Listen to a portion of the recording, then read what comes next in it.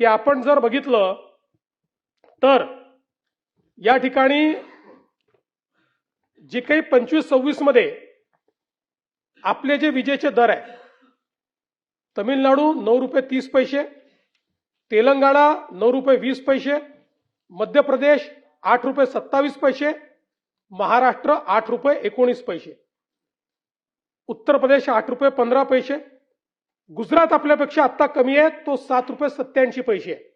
पण आता आपण दरवर्षी, कारण आपलं आता मल्टी इयर टॅरिफ झालेलं आहे, मल्टी इयर टॅरिफ मध्ये दरवर्षी 2030 पर्यंतचं टॅरिफ आता आपलं फायनल झालंय. आता 2029-30 मध्ये काय परिस्थिती राहील? 29-30 मध्ये अगदी या राज्यांनी भाव वाढवले नाही तरी महाराष्ट्राचं टॅरिफ असेल 7 रुपये 43 पैसे, जे आत्ताच्या आपल्या वाढीच्या कलानुसार, जे गेल्या 20 वर्षातला वाढीचा कल आहे त्यानुसार ते 14 रुपये असायला पाहिजे होतं, ते 7 रुपये 43 पैसे MERC ने आता फिक्स केलाय. त्यामुळे 2029-30 मध्ये आपण सगळ्यात कमी असू. आजही जे आपल्याला सांगितलं जात आहे, एक जर गुजरात सोडला तर बाकी सगळ्या राज्यांपेक्षा आजही आपण कमी आहोत आणि 2च वर्षामध्ये आपण गुजरातपेक्षा कमी जाऊ. 2 वर्षानंतर जे टॅरिफ आपल्याला दिलेलं आहे ते आपलं गुजरातपेक्षा कमी होत आहे. आणि म्हणून मला असं वाटतं की हे जे सातत्याने सांगितलं जातं की महाराष्ट्रातलं टॅरिफ हाय आहे, मला आपल्याला सांगायचं आहे की जर महाराष्ट्रातलं टॅरिफ हाय असतं, आपल्याला आश्चर्य वाटेल.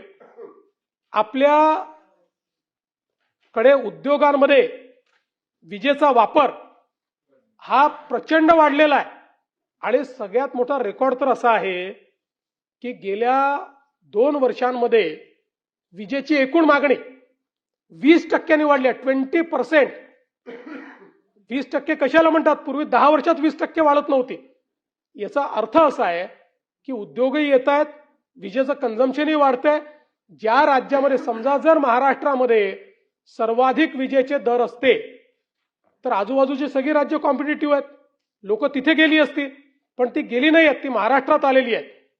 अनेक वेळा लोक काय आहे सांगताना सोयीचं स्टॅटिस्टिक्स देतात. महाराष्ट्रामध्ये तर आपण वेगवेगळ्या प्रकारच्या सुटी ज्या दिलेल्या आहेत त्या इतक्या मोठ्या प्रमाणात दिलेल्या आहेत की त्या सगळ्या आजही, त्या सगळ्या सुटी जर अकाउंट फॉर केल्या तर आपण सगळ्यात कमी जाऊ.